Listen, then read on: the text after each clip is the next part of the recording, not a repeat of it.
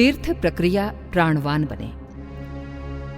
तीर्थ यात्रा का चिरपुरातन ऋषि प्रणीत कायकलेवर अभी भी उसी प्रकार है जैसा कि प्राचीन समय में था। पहले लोग पैदल चलते थे, अब द्रुतगामी वाहनों ने यात्रा को सुगम बना दिया है। बहिरंग में दृष्टिगोचर स्वरूप में वृद्धि ही हुई है, कमी तनिक भी नहीं। लगता है धार्मिकता आस्तिकता बढ़ी है, पर बात यह है नहीं। बाहर से सब कुछ वैसा दिखते रहने पर, तीर्थयात्रियों की संख्या बढ़ते चले जाने पर भी उसमें प्राण कहीं नजर नहीं आता। कठिनाइयों से भरी पूरी यात्रा सुविधापूर्ण हो गई है।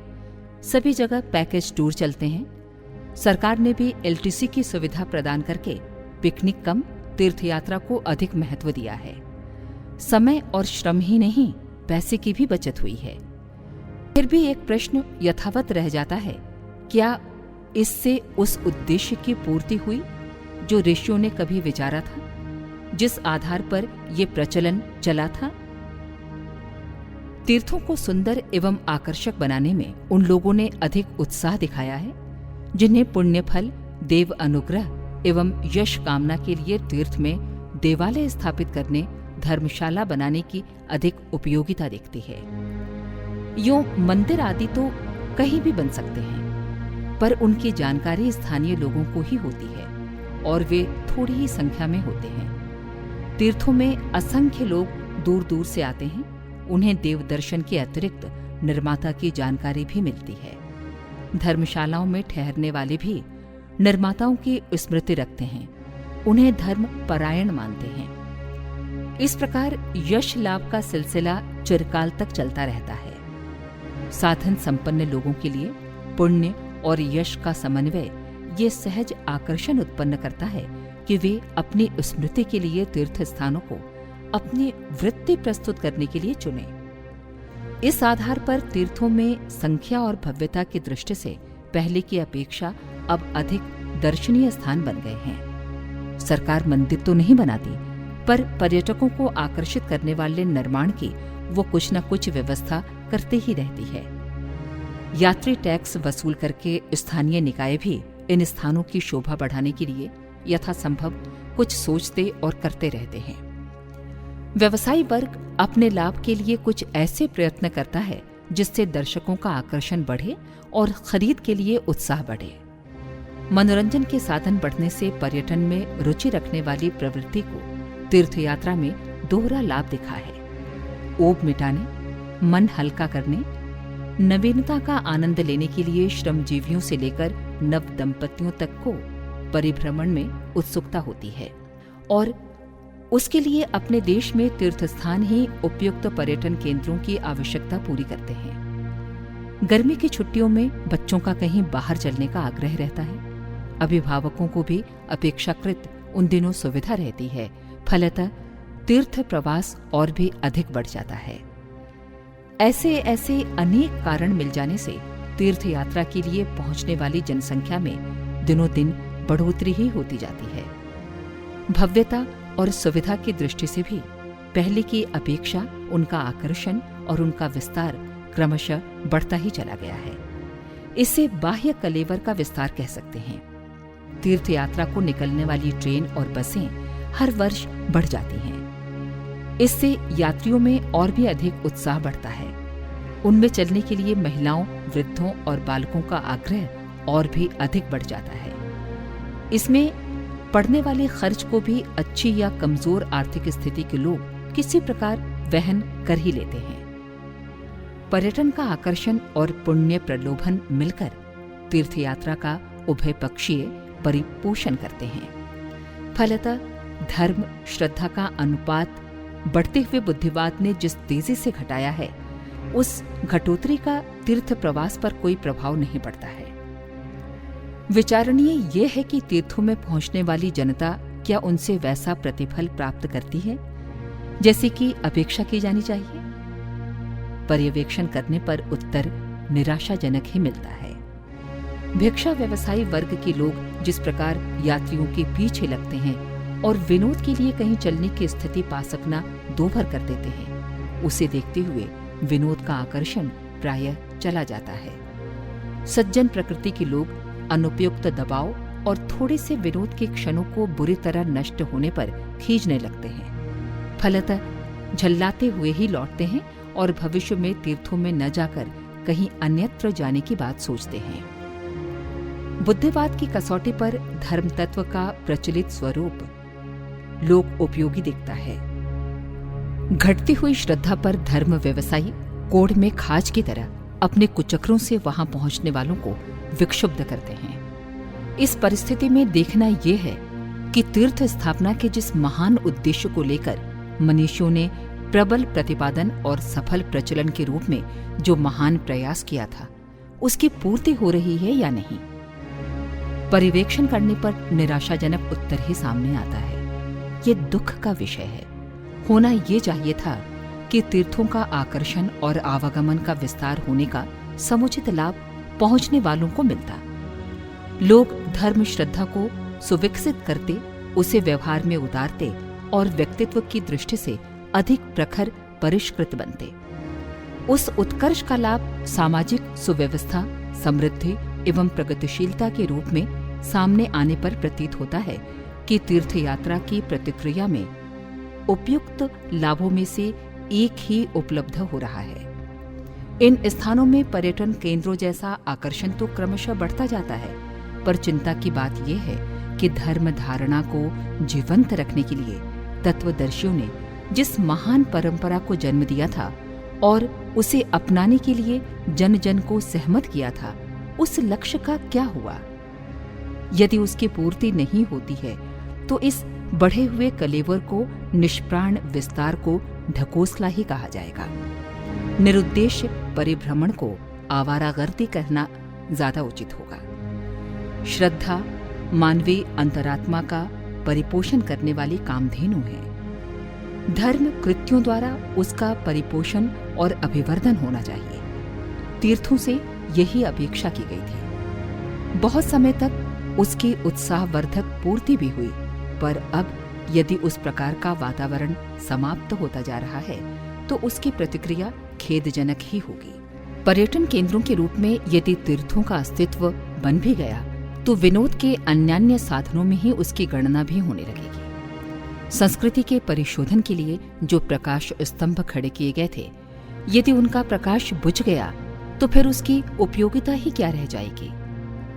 समुद्रों में खड़े प्रकाश स्तंभों की ज्योति बुझ जाए तो वे उधर से निकलने वाले जहाजों को बचाने की अपेक्षा उल्टे टकराने और डुबोने वाले संकट बन सकते हैं। तीर्थ सज्जा पर सरकारी गैर सरकारी तत्वों का ध्यान है, किंतु उनके प्राण तत्व को बुझने न देने, मरने न देने पर किसी का ध्यान नहीं है। धर्म के नाम पर जो स्टॉल इन पुनीत स्थानों में लगे हुए हैं, उन पर बिकने वाला माल आत्मिक स्वास्थ्य को बढ़ाने में नहीं, गिराने में ही सहायक हो रहा है। भावुक जनों की धर्म श्रद्धा का शोषण जिन अंधविश्वासों के सहारे होता देखा जाता है, उससे विचारशीलता को पीड़ा होती है। सड़ा हुआ अमृत भी हो तो विष हो जाता है। मृत शरीर फूलता तो तेजी से है, पर उस विस्तार पर किसी को प्रसन्नता नहीं होती। तीर्थों की आत्मा निकल गई और काया फूलने लगी तो उसमें प्रसन्नता की नहीं, व्यथा अनुभव करने जैसी बात है। तीर्थयात्रा को पुण्य लाभ का ही प्रमुख प्रयोजन माना जाता है। प्रत्यक्षतः इसी प्रयोजन के लिए यात्रा उपक्रम के लिए घर से निकला जाता है। ये सर्वथा अपूर्ण ही बना रहना चाहिए कि उस श्रम और व्यय की सार्थकता नहीं हुई जिसकी आशा अपेक्षा की गई थी। उपलब्धि रहित विनियोग से निराशा भी बढ़ती है और खिन्नता भी। प्रयोजन के परिपोषण के लिए लोक अनुदानों में कमी नहीं हुई है। तीर्थयात्रा के माध्यम से धर्म प्रयोजन के लिए जनसाधारण को बहुत कुछ करते हुए देखा जाता है। इससे आशा बंधती है कि धर्म जीवित है, पर दूसरे ही क्षण उस अनुदान का प्रतिफल तलाश किया जाता है तो प्रतीत होता है कि ऊसर भूमि में बीज बोने जैसा विनियोग ही बन पड़ा और उससे निराशाजनक परिणाम ही निकला। देखा जाता है कि तीर्थों के निर्माण में कितनी प्रचुर संपदा लगी हुई है। उसका संचालन व्यय वहन करने में जितनी अधिक धन शक्ति और जनशक्ति लगती है, इसका प्रतिफल व्यक्ति और समाज को सुखद सत्परिणामों के रूप में ही मिलना चाहिए। यदि नहीं मिल रहा हो तो उन छिद्रों को बंद करना चाहिए जिनमें होकर लोक श्रद्धा की कामधेनु का अमृतोपम दूध ऐसे ही पड़ता, बिखरता, नष्ट होता और गंदगी फैलाता रहता है। इस संदर्भ में कुछ अधिक गहराई तक उतरने पर आश्चर्यजनक तथ्य सामने आते हैं। उदाहरण के लिए सोमवती पर्व पर गंगा स्नान जैसी छोटी बात का ही पर्यवेक्षण करके देखा जाए। उत्तरकाशी से लेकर गंगा सागर तक प्रत्येक सोमवती अमावस्या को प्रायः 50 लाख व्यक्ति स्नान करते हैं। इनमें से कुछ स्थानीय एवं समीपवर्ती होते हैं तो कुछ दूरवर्ती। सभी का समय लगता है, सभी को पैसा खर्च करना पड़ता है। श्रम, समय और धन की औसत लगाई जाए तो हर व्यक्ति पीछे ये राशि न्यूनतम 10 रुपया बैठती है। 50 लाख व्यक्तियों के पीछे 10 रुपया प्रति के हिसाब से 5 करोड़ हुआ। वर्ष में 4-5 सोमवती अमावस्या होती है। ये राशि प्रायः 25 करोड़ तक जा पहुंचती है। गंगा के ही तरह अन्य प्रांतों में अनेक पवित्र नदियां हैं। नर्मदा, गोदावरी, कावेरी, सरयू, यमुना आदि प्रमुख 10 नदियों का महत्व और महात्म्य प्रायः गंगा के समतुल्य ही समझा जाता है। सोमवती अमावस्या पर वहां भी उसी श्रद्धा से उन क्षेत्रों के लोग स्नान करने जाते हैं। इन सब पर पहुंचने वाली जनता का व्यय 75 करोड़ माना जा सकता है। इस प्रकार सोमवती संदर्भ में लगने वाली राशि 100 करोड़ के लगभग जा पहुंचती है। ये एक प्रसंग हुआ सोमवती पर्व स्नान का। इसके अतिरिक्त तो तीर्थयात्रा वर्ष भर चलती रहती है। ऋतु प्रतिकूलता के कुछ ही महीने ऐसे जाते हैं जिनमें कुछ शिथिलता आती है। वर्ष भर में हिंदू तीर्थों पर पहुंचने वाले यात्रियों का समय और धन 1000 करोड़ से कम नहीं, अधिक ही मूल्य का होता है। ये जनसंपदा यदि रचनात्मक प्रयोगों में लग सकी होती तो उससे देश की प्रौढ़ शिक्षा जैसी कई समस्याएं हल हो सकती थी। इस राशि से कुटीर उद्योग पनप सकते थे। पवित्र नदियों में गिरने वाले तटवर्ती नगरों के गंदे पानी को खेतों तक पहुंचाने के लिए ये राशि प्रयुक्त हो सकी होती तो उसका चमत्कारी परिणाम उत्पन्न होता। नदियों का जल अस्वच्छ न होने पाता। दूसरी ओर उस खाद मिले पानी से जो सिंचाई होती, उससे खाद्य उत्पादन का परिणाम कहीं अधिक बढ़ जाता। यदि एक वर्ष की तीर्थयात्रा में व्यय होने वाला धन ऐसे रचनात्मक प्रयोजनों में लग सके तो नदियों की पवित्रता, घाटों का नए सिरे से निर्माण, मंदिरों का जीर्णोद्धार, पानी और सड़कों का प्रबंध जैसे कितने ही उपयोगी कार्य सिद्ध हो सकते हैं। तीर्थ प्रयोजनों के लिए जो इमारतें बनी हैं, उनके संचालन के लिए जो स्थायी निधियां जमा हैं, उन सब का यदि रचनात्मक कामों में न सही धर्म प्रयोजनों में ही दूरदर्शिता पूर्वक विनियोग होने लगे तो उसके सत्परिणामों को देखते हुए धर्म श्रद्धा की उपयोगिता स्वीकार करने का नया आधार बन सकता है। धर्म व्यवसायी तीर्थयात्रियों को फुसलाने और उनका धन हरण करने के कुचक्र में जितना समय और जितना मनोयोग लगाते हैं, उसे उलटकर आगंतुकों के अंतःकरणों में धर्म चेतना उत्पन्न करने वाली सदाशयता व्यक्त करने लगें तो उनका गौरव तो बढ़ेगा ही, सम्मान पूर्वक जीविका चलाने में भी कोई कमी न रहेगी। पर प्रवाह जिस दिशा में बह रहा है, उसे देखते हुए इस प्रकार के हृदय परिवर्तन की संभावना कम दिखती है। विचारशील वर्ग के मूर्धन्य व्यक्ति यदि गंभीरता पूर्वक विचार करें तो उन्हें प्रतीत होगा कि धर्म श्रद्धा मनुष्य जीवन की बहुमूल्य थाती है। उसी के अनेक रूप आदर्शवादी प्रयोजनों में उभरते और महान प्रयोजनों की पूर्ति करते दिखाई देते हैं। देशभक्ति, परमार्थ परायणता, उदार सहृदयता, सेवा साधना, आत्मसंयम, चरित्र निष्ठा, तप तितिक्षा जैसे व्यक्ति का गौरव बढ़ाने वाले, समाज को समुन्नत बनाने वाले समस्त प्रयोजन वस्तुतः धर्म श्रद्धा के ही रूपांतरण हैं। ये चेतना जिस भी क्षेत्र में प्रयुक्त होती है, वहीं मानवीय गरिमा को बढ़ाने वाले महान कार्य रचकर खड़े कर देती है। ये तत्व जहां भी हैं, उस रत्न राशि से, स्वर्ण खदान से बढ़कर बहुमूल्य माना जाए। उसे अंधश्रद्धा से टकराकर चूर चूर होने और उसके टुकड़े अवांछनीय तत्वों में जाने की दुर्गति से बचाया जाना चाहिए। ये तभी हो सकता है जब उसे दूसरी उपयोगी दिशा मिले। कोसने और गाली देने से कुछ काम नहीं बनता। अनुपयुक्तता की तुलना में उपयुक्तता प्रस्तुत की जानी चाहिए, ताकि जन विवेक को दो में से एक चुनाव करने का अवसर मिल सके। समतुल्य प्रस्तुतिकरण ही वो कारगर उपाय है जिसमें उपयुक्त और अनुपयुक्त के अंतर को समझना और उनमें से किसी एक को चुनाव करने का अवसर जन विवेक को मिल सकता है।